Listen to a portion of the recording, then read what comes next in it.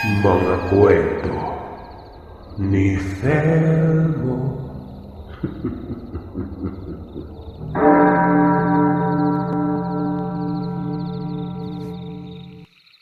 Hindi naman direktang inatake sila Papang at Tito Laon. Kumbaga, hindi tinanggal sa serbisyo, hindi inipit sa trabaho. Siyempre, magiging halata yun, di ba? Yun nga lang, naging sunod-sunod na ang pangyayaring ito sa amin. Hanggang sa magdesisyon kami na umalis na lang. Nagpe-pedicab si Papa gaya ng nakagawian noon. Mga bandang hapon umano, merong sumakay sa kanya mula sa palengke. May mga daladalang mga sako ito, tsaka supot. Isa itong lalaki na ayon kay Papa, nasa mid-30s na. Yung ibang mga sako merong lamang mga kamote. Yung iba may mga supot ng gulay at karne. Noong tanungin na ni Papang kung saan ito ibababa, tumingin lamang umano ang lalaking ito sa kanya. Halos tagos umano sa kaluluwa yung titig na yon. Pamilyar na pamilyar ang mata nito ayon kay Papang. Namumugto. Sumagot ito. Sabi niya sa ganitong purok umano. Dahil para ito sa karinderya niya. Takang-taka si Papa noon kasi kabisado niya yung pasikot-sikot sa lugar namin. Kaya sigurado siyang doon sa purok na sinasabi nito. Bukod sa papasok din ito, hindi ito nadadaanan ng tao na hindi mga taga roon. Hindi komersyalisado. At lalong-lalo na, walang karinderya doon. Hinatid naman siya ni Papa. Tapos ito pa, buong biyahe nila noon, napapansin niyang tingin ng tingin ang lalaking ito sa kanya. Mapagkakamalan mo nga daw na bading kung malisyoso ka. Sa kalagitnaan ng biyahe nila, biglang nagsalita ang lalaki. Kamusta naman ang mga anak mo? Yung misis mo? May kasama ba sila sa inyo? Nakaramdam na ng kaba si Papang noon pero hindi niya pinahalata. Ang sabi niya dito sa lalaking ito, ayos naman sila. Napapalibutan naman kami ng mga tanod doon. Tsaka marunong humawak ang asawa ko ng baril na nagawad sa akin. Nagsisinungaling si Papa sa puntong yun, Sir Seth. Dahil wala kaming baril noong mga panahon na yon. Kumbaga, pinalabas niya na lamang na meron. Kung kayo naman din siguro sa kalagayan ni Papang, di ba? Makakahalata na kayo. Marami pang tinanong ang lalaking ito. Si Tito Laon kinakamusta, yung iba naming mga kaanak. Ultimong ang lasa ng kinain ni Tito Laon. Tinanong din ng lalaking ito. At noong tinanong ng lalaki si Papang na ganong oras pa rin ba siya uuwi? Gabi. Dito na medyo binilisan ni Papang ang pagpadyak. At pagkarating nila sa kanto ng purok na sinasabi ng lalaki, hindi na pumasok si Papang doon. Pasensya na. Hanggang dito na lang kita mahahatid. Kahit wag mo nang bayaran. Napangiti na lamang ang lalaki noon. Palingat-lingat umano si Papang noon kung meron pang ibang tao sa paligid. Kasi baka mamaya, di ba, may bigla na lamang pumalo sa kanya. Pinilit pa rin ng lalaki na abutin ang bayad kay Papang noon. Tinanggap na lamang din ito ni Papang. Ibinaba ng lalaki ang dala at tuloy-tuloy nang bumalik si Papang sa may sentro. Akala nyo doon na natatapos, no? Pagdating ni Papang sa sentro, nakahanap ulit ito ng pasahero. At noong nakasakay na ito, nakita ng pasahero na merong naipit na supot sa bandang kaliwa ng upuan ng pedicab. Hindi yun makikita ni Papang nung una gawa ng May bubungan at haligi na tarpaulin ang pedicab niya noon. At alam niyo kung ano ang laman ng supot na yon. Isang hiwa ng balat ng karne. Siyempre baboy. Yun nga lang, merong tatak yun, Sir Seth. Ang nakalagay sa tatak na yon ay ang pangalan ng bunso naming kapatid na lalaki. Sa sobrang kaba ni Papang nun, matapos ihatid ang huling pasahero, nagpaalam ito sa kumpare niya na iuuwi niya muna ang pedicab at tuloy-tuloy na itong umuwi. Agad siyang pumunta kay Tito Laon para sabihin ang nangyari. Dumulog naman din kaagad sila sa kapitan noon. Agad na nagpabakod si Papang sa mismong paikot sa kung saan kami nakatira. Ang sakop bahay namin, bahay ni Tito, at bahay ng isang pinsan nila Papang. Ilang araw din na nakatayo sa magkabilang bukana ng barangay ang mga tanod para tingnan ang kung sino ang mga pumaparoon at pumaparito sa barangay. Ang akala namin noon, kung magtatagal huhupa din ang problema. Tatahimik ang paligid at magiging maayos ang lahat. Dahil sa ginagawang seguridad. Hindi pala mangyayari yon, Sir Seth. Isang madaling araw, hindi nakaronda si Papang pati si Tito Laon. Si Papang noon, hindi na rin madalas mamasada ng pedicab para sa seguridad namin. Tulog pa kami noong magkakapatid. Ayon kina Papang, meron umano siyang narinig na katok mula sa pintuan. Siyempre, unusual yon kaya ang ginawa niya. Hatak-hatak ang itak. Dahan-dahan niyang sinilip ito sa pagitan ng gilit na mga kawayan ng pintuan namin. Nang tingnan niya ito, isa sa mga kasama niya sa tanod ang kumakatok. Meron pa itong dalawang kasama sa likuran. Pinapasok naman sila ni Papang. Pawis na pawis umano ang mga ito. Nanginginig-nginig pa. Noong tanungin ni Papang kung ano ang nangyari, sabi nila wala daw. Makikiinom at makikikapi lang. Diba? Magtataka ka talaga nun, Sir Seth. Nanginginig ka na nga lahat-lahat, tapos magkakapi ka pa. Dahil sa magliliwanag na rin naman nun, hindi na rin natulog si Papang. Sinabihan sila ni Papang na kung gusto nila, sa labas na lamang sila mag-usap para mahangin. Nung sabihin niyo ni Papang, Sir Seth, tinitigan umano siya ng kasama niya na yon at matagal na umiling. Andun lang sila sa magdamag hanggang sa magsimula ng magliwanag. Noong nakasigurado na ang mga tanod na ito na pasikat na nga ang araw at marami ng tao sa labas, dito na sila nagsimulang magkwento. Habang rumoronda umano sila, paikot sa barangay, maayos naman umano ang lahat sa una. Pero sa ikatlong balik nila sa kalsada na nasa tapat ng bahay namin, ang unang napansin nila noon, yung pinakamalapit na poste ng ilaw doon, patay umano. Lumapit sila para tingnan ito, kung sira ba ang bombilya o kung may mga kung sinong nagnakaw noon. Habang papalapit umano sila doon, meron silang naaninag na parang mga nagbabaga sa baba yun ng kanal sa mismong tapat ng bahay namin. At habang patuloy silang palapit doon, unti-unting nabubuo ang figura ng tatlong kung anong nilalang sa baba ng kanal.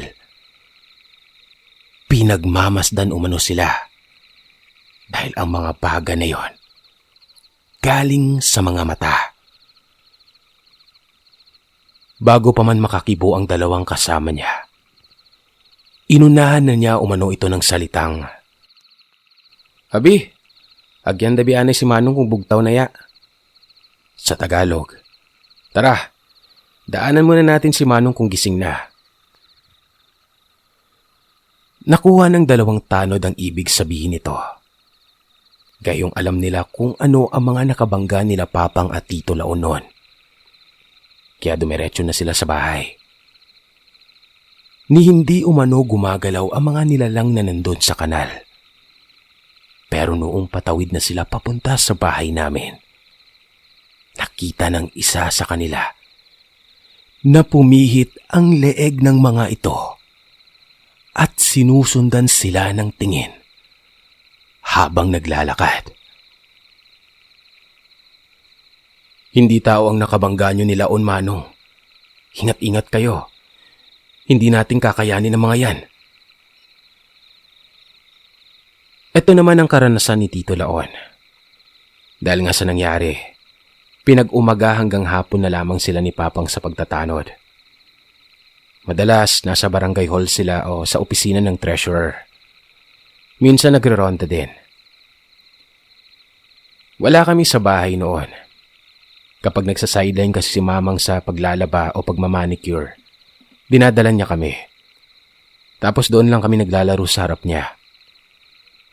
Kapag may pasok naman, atid sundo kami ni Papang at hindi kami pinapalabas ng eskwelahan hanggat hindi siya dumadating. So ayun na nga, hapon. Pagkasara ng barangay hall, dumiretso na si Papang para sunduin kami. Si Tito Laon umuwi. Pagkarating niya sa amin, sinalubong siya kaagad ng pinsan nila Papang, yung sa isa pang bahay. Sabi niya, baka meron umanong namatay na kung ano sa loob ng bahay nito. Gawa ng may mabaho sa loob. Hindi naman nila mabuksan kasi nga nakakandado. Pagkapasok ni Tito Laon sa bahay niya, para umanong sementeryo o morgue yung bahay gawa ng talagang umaalingasaw umano ang amoy ng mabaho. Pero ang nakapagtataka, ni wala siyang makitang kung anong bagay na pinanggagalingan ng amoy. Pero isa lang ang alam ni Tito noon.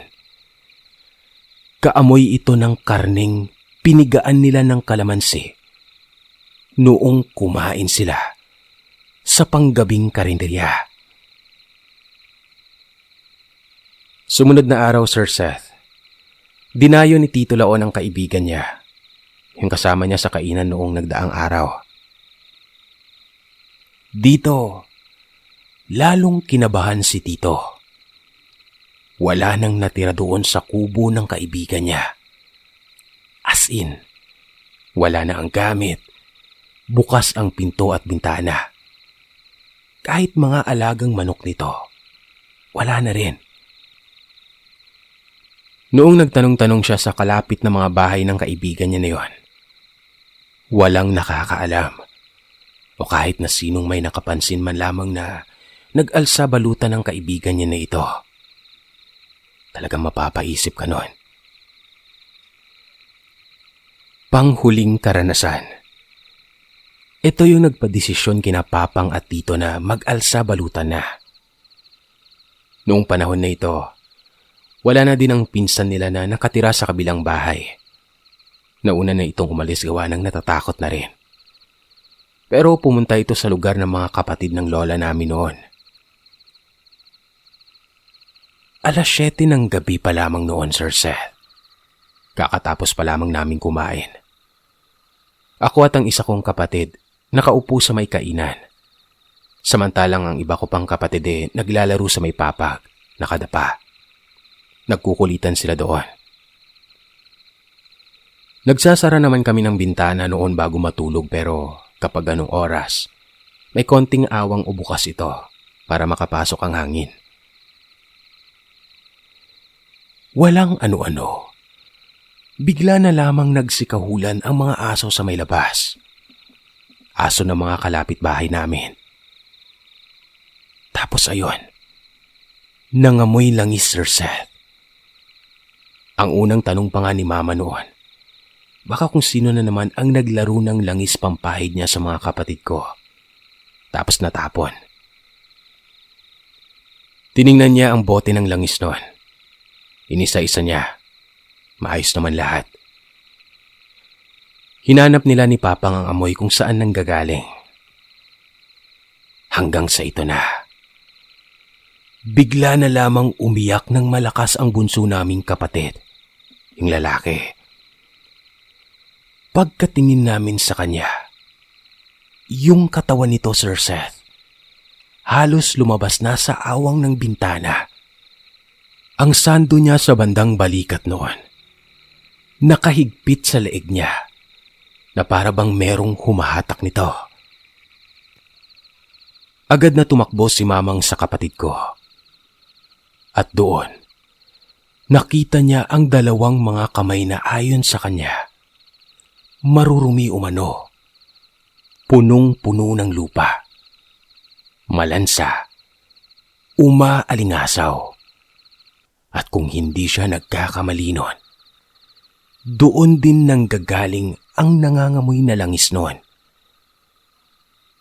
Tapos ito pa, halos malundag naman kami ng kapatid ko na katabi ko noon nang makita naming sa mismong pinakataas namin, yung parte ng bubungang pawid sa may kusina, bigla itong lumundo na animo ay may mabigat na pumatong doon.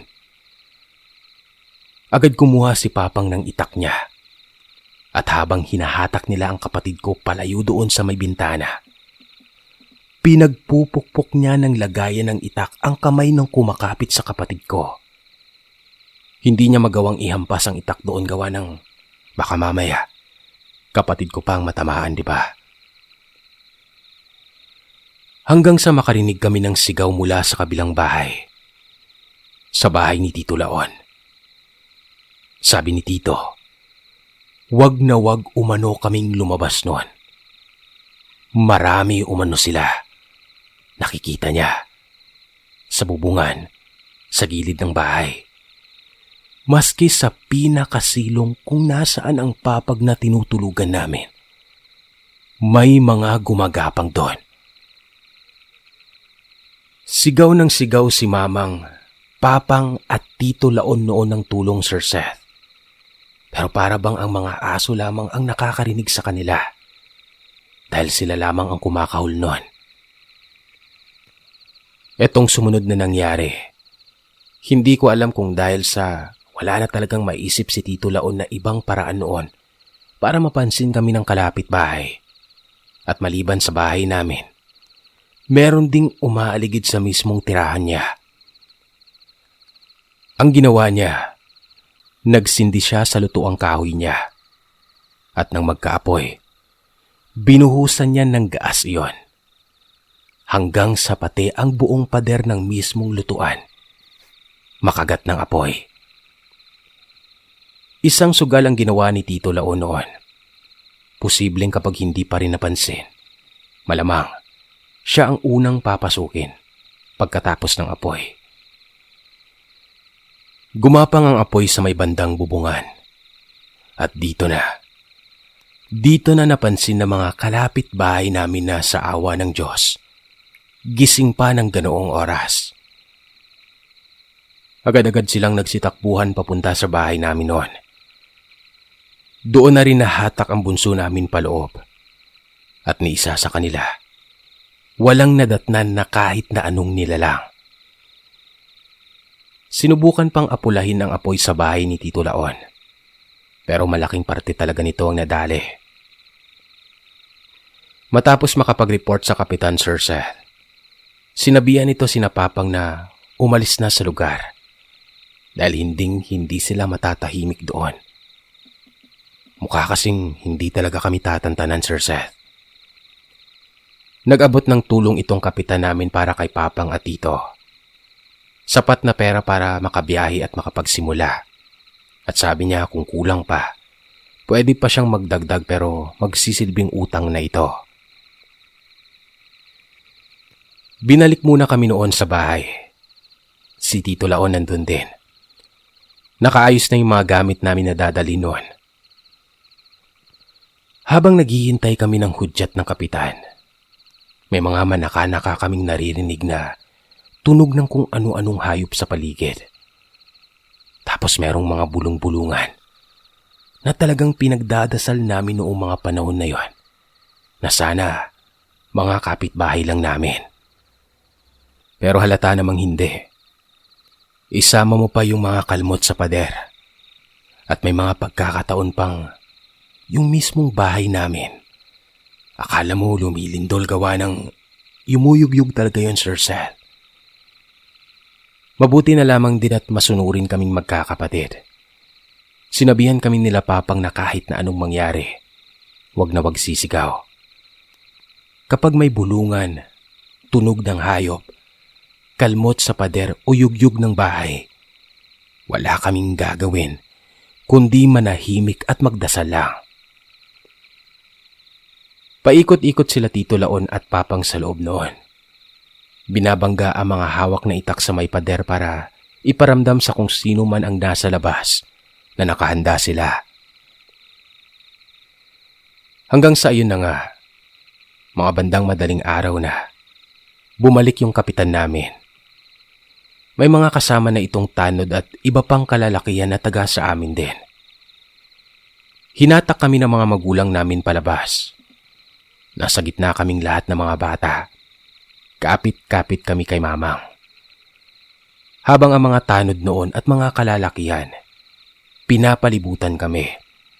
Dala yung flashlight at pamalo.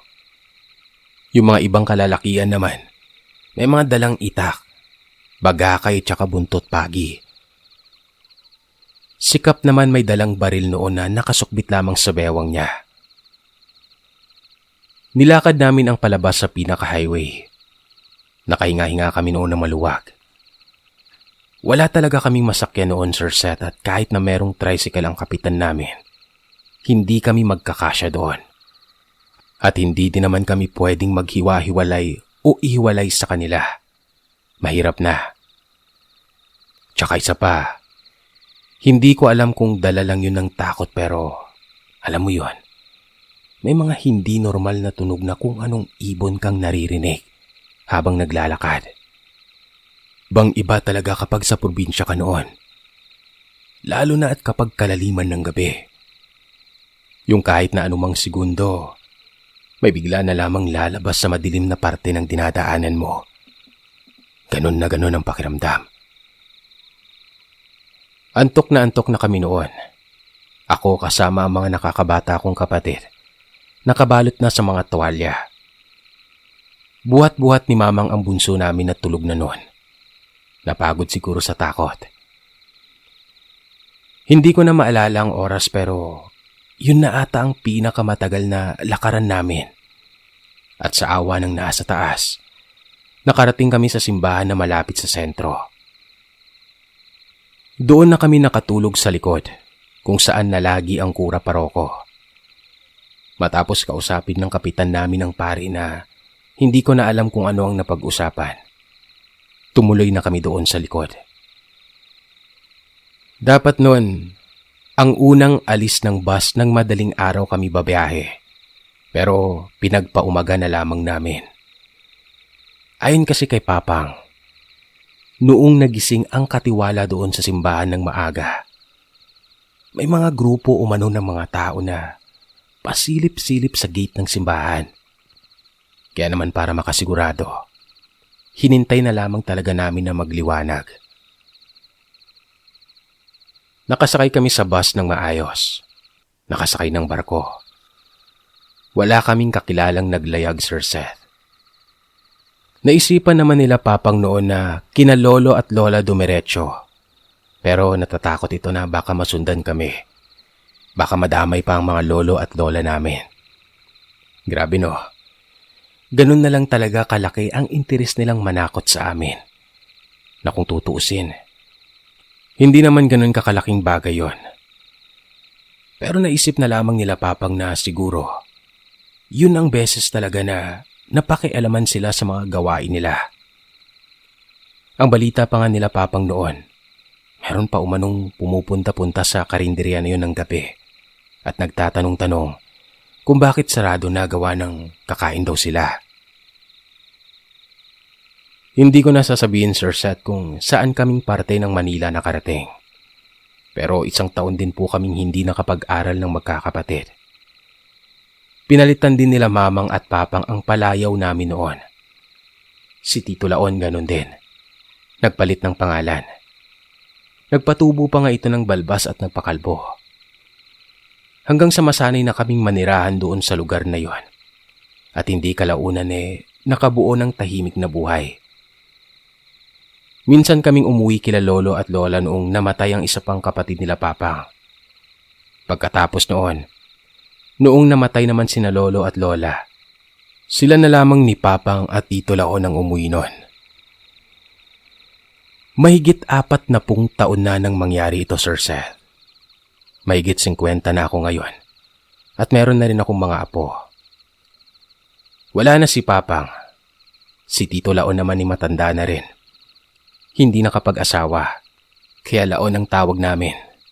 Ganun kasi yung term namin, Sir Seth, sa barangay namin o sa probinsya namin noon. Pero may mga inampon siya ngayon. Nag-aalaga sa kanya at pag-iiwanan niya ng mga mana niya. Sa mga listeners natin na nabuhay sa modernong panahon o sa lungsod, masasabi kong ibang-iba na talaga ang panahon ngayon. Dati kasi, katulad ng karanasan namin, talagang lantaran sila. Grupo. Hindi man nag-aanyong hayop ng katulad sa ibang kwento. Pero takam na takam sila sa karne ng mga tao.